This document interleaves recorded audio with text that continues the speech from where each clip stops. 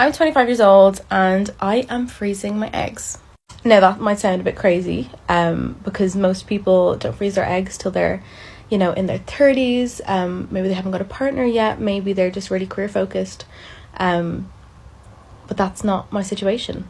I was diagnosed with stage 4 endometriosis back in November. And because of this, I run a really high risk of infertility.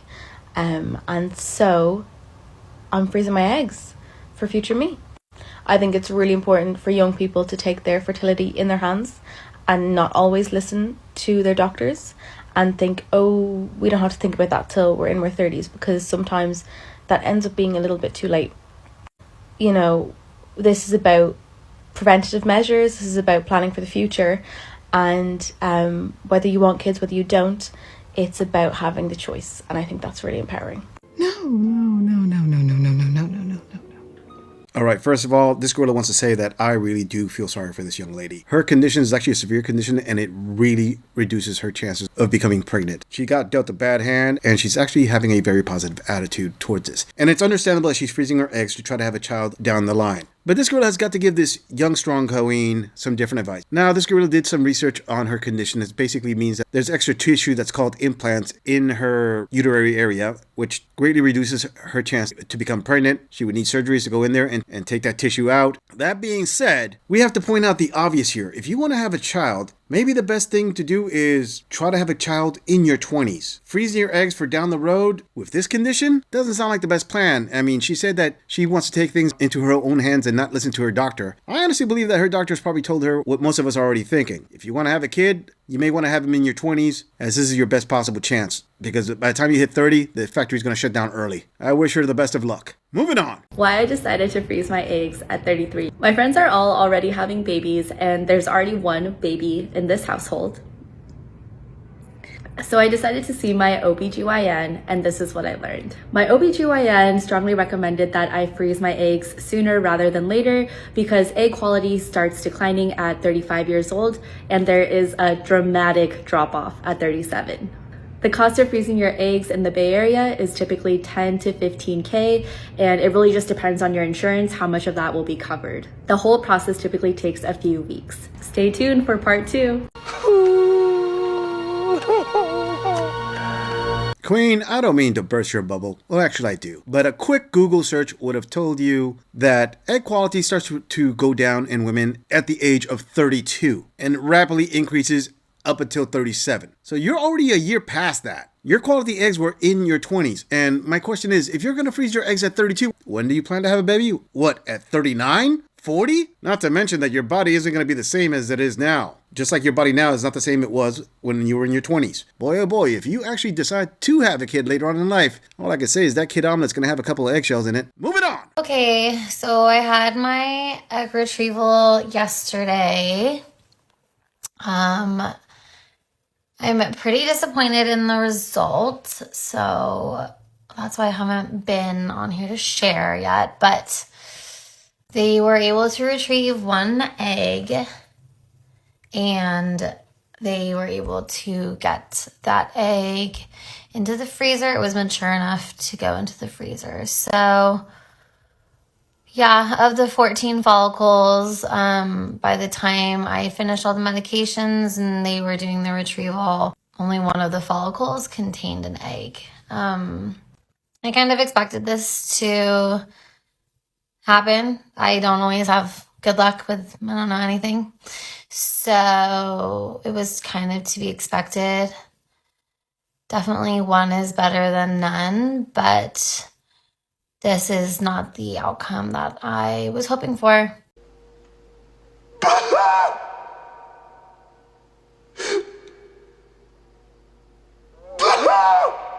Okay, Wayne, let me just tell you, if this isn't the outcome you were hoping for, wait until you actually try to have a kid. I have said this in a previous video. A lot of you women who go in for this process of freezing your eggs probably don't understand how low the probability of you actually having a kid with frozen eggs comes out to. A quick internet search with the almighty Googles will tell you that the overall success rate of achieving a live birth from a frozen egg is around 18%. And that's with multiple eggs, honey.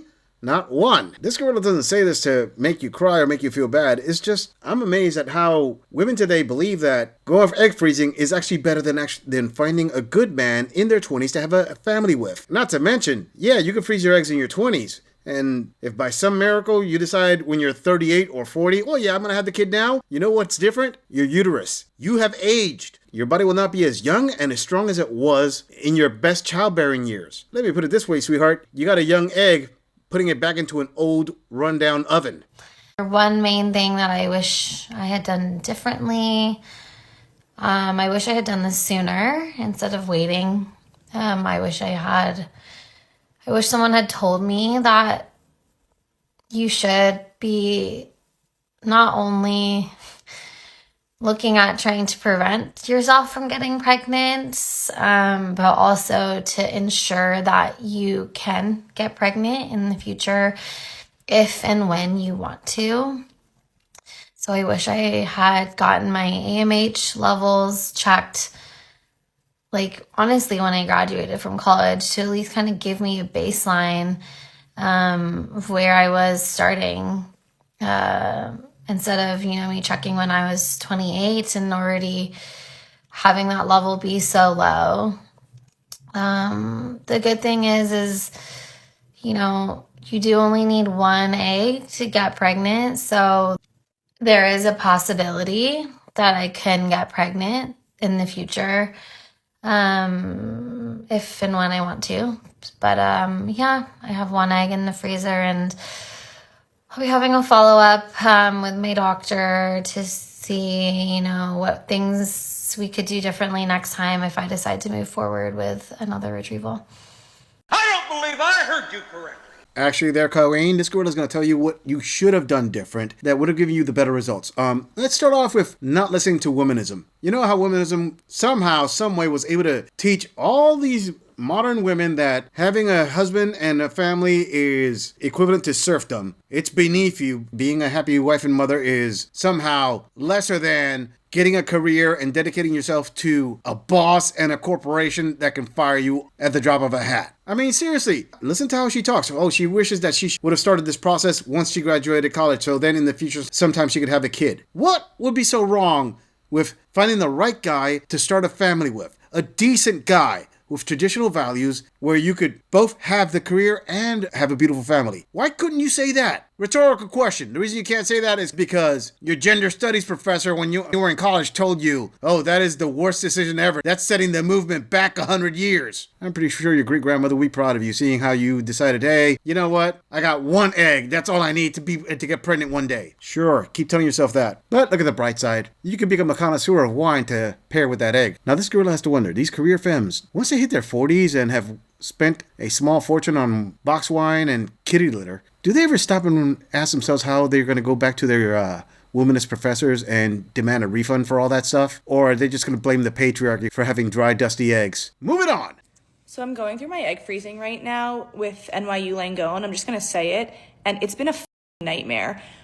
I'm going to do a whole other TikTok on exactly what it takes to go through this egg freezing and then egg retrieval process. I'm 32 years old. It's like the perfect time for me to do it. I'm single. I don't know who needs to hear this, but the medical and healthcare system in this country, even for people that can afford something like this, is trash. I feel like a chemist. I feel like I'm mixing different chemicals and medicines together and literally injecting them into my body.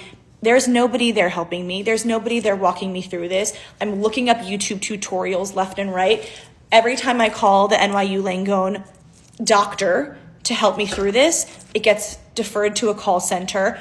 The doctor may or may not call me back for hours. If they do call me back, this literally happened last night. I called them at 6 p.m. because I had a question about this new medicine that I was supposed to introduce. No one calls me back. I called them again. Finally, I got an answer from a doctor. Oh, who are you? Oh, let me check your chart. All right, let me give you a call back. I promise I'll give you a call right back. She hangs up. It's 9 p.m. and I haven't heard from her still. I finally call back. I get to the call center. They tell me, oh, we'll put your name down and we'll shoot her a message, like the doctor on call. Again. Not fair! You say that so often. Wonder what your basis for comparison is. Oh, poor you. Boo-hoo, Colleen. Yeah, the medical industry in this country is trash because no one's there to hold your hand through this entire process that, by the way, is optional, all right? This isn't something that it's mandated. Let me tell you something. There's a saying that I learned a long time ago, Colleen, that applies to you right now. Your lack of planning does not constitute an emergency on my part. Simply saying, just because you're in a rush to freeze your eggs because you're 32 and OMG, the world is ending. I need to freeze my eggs now because the quality of the eggs is dropping quicker than the value of my gender studies degree. Listen, Queen, take it easy, all right? Because there was absolutely another option that you could have gone that would have made all this unnecessary. You know what that was? You could have found yourself the right guy. You said you're 32, so you had, since you were 18 till now, 14 years to find the right guy to have a family with. And in 14 years you couldn't find anyone? Well, guess who's the common denominator there? That would be you, the one with the eggs that are drying up. I mean, just with the attitude alone that you've shown in this video, I can kind of understand why the doctors don't want to deal with you, because you don't seem to have the best of attitudes. And I'm putting that lightly there. And in fact, this could explain why you don't have a kid right now, because I'm pretty sure you've chased off just about every guy out there. And on top of that, I'm pretty sure Chad and Tyrone decided, nah, I'm not going to leave a deposit on this one. I'd rather leave it as a stain on the sheets than come back to deal with her for child support. Actually, 30 minutes go by. She calls me. There's kids screaming in the background. She completely forgot about me. I'm injecting myself with such intense medication, such intense hormones that are making me crazy. And also that you're about to extract out of my body in 3 days time. Of course I'm going to have questions. Of course I'm going to need help. There's going to be questions on the fly that I'm going to call you about. And if you're not there readily available after $17,000 pretty much that I am paying out of pocket because my company doesn't cover it, it's like, I don't even understand how people that can't afford it or don't speak the language or that are less privileged than me are able to go through something like this. I do have resources. I have the internet. I have YouTube. I have people that have gone through this process before that I can call, luckily, if I need to. But what if people don't have this? It just makes me lose faith in the entire system. And I don't think this should be an autonomous process. I'm going to do a whole other TikTok on exactly what it looks like, just from an injecting standpoint and how to call the pharmacy and what you do for orientation. But I consider myself someone with a high IQ and who speaks the language. And I really don't know how other people do it if it's been this tough for me. So yeah, this process kind of sucks. You know, the only people that say that are the people who grew up with money. Oh, Colleen, tell us that you are a privileged pretty princess without telling us you're a privileged pretty princess. You have the resources and you don't understand how people who have less resources can do this? Here, let me fill you in on that. They don't. Okay? Contrary to this privileged bubble that you live in, most women do not freeze their eggs. It's only the ones that have the funds and resources to freeze their eggs that do, and even most of them don't do it. Out of them, it's only the smaller fractions that obviously consider themselves to have a high IQ. It's almost evident that you have a gender studies diploma hanging up on a wall somewhere. Maybe you have two. So sure, it's baffling to you. And I have to say that, again, the question comes up. You're 32, you're freezing your eggs now, and you're having all these problems, blah, blah, blah, because you didn't want to have a family, yada, yada, yada. When do you expect to have a kid? I mean, Colleens, to all my female viewers, make this make sense, okay? Educate my male viewers as to where the logic of this comes from. Let's see. You're 32. 14 years dating, maybe longer than that. You couldn't find a guy to put a ring on it to start a family with. You're freezing your eggs now at 32 where they're starting to decline. So when exactly do you plan to put those eggs back in the oven? Let's say a conservative 5 years. So at 37, you decide to have a kid. So how exactly in the next 5 years are you going to find the guy that you were not able to find in your first 14 years? Considering that now you have more competition. The man of value that she wants, because she could afford the $17,000 for this procedure, that means that she requires a guy that makes the same amount of money that she makes or more. And guys like that could either A, try to have a kid with you with their frosted an egg and putting it back in that used up oven, or B, just go out with a woman in her 20s that doesn't need to go through this entire process. How is this a solid plan? Ladies, the comment section is all yours. Lay it out. In fact, you know what? While you femme fatales out there are typing up the logic in the comment section, I'm going to give myself a new batch of popcorn with a beer, because this is going to be entertaining as hell. I'm just saying, if you enjoy this audit, click on the video in the end screen for more content. If you would like to support the channel, please follow the link in the description to donate to our beer fund, or like, subscribe, and share this video on other social media platforms. If you agree or disagree with anything about this audit, please let us know in the comments. I'm going to leave this audit right here. I'll see all of you in the next episode.